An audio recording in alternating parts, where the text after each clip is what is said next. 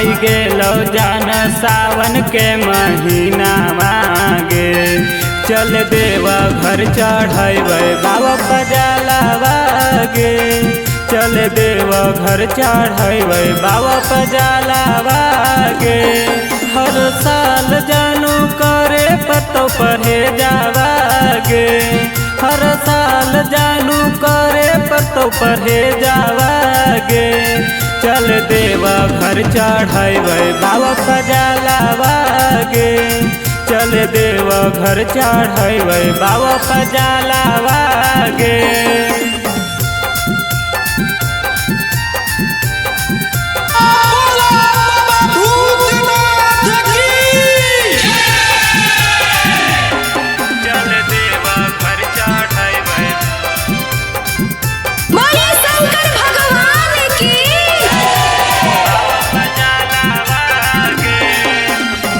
चढ़ गेलो सावन सोना चल देवा घर गे जलवा चढ़ाई भी तो सुनर मिलतो बार गे सुनर मिलतो गे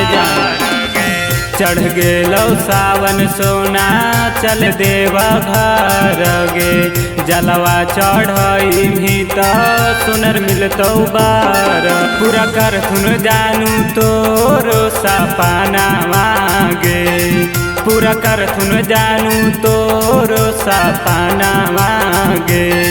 चल देवा घर चढ़ैबै बाबा पजालावा गे चल देवा घर चढ़ैबै बाबा पजालावा गे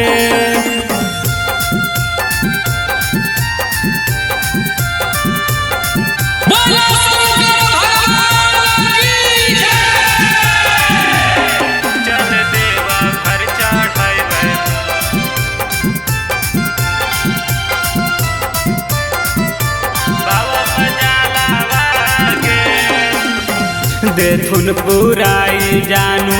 सोचल सपना गे चले ना जानू तू बाबा के धाम गे बाबा के धाम देथुन पुराई जानू सोचल सपना गे चले ना जानू तू बाबा के धाम लिल चलिए जानू बेलावा के पातावा गे लिल चलिए जानू बेलावा के पातावा गे चल देवा घर चढ़ैबै बाबा पजालावा गे चल देवा घर चढ़ैबै बाबा पजालावा गे।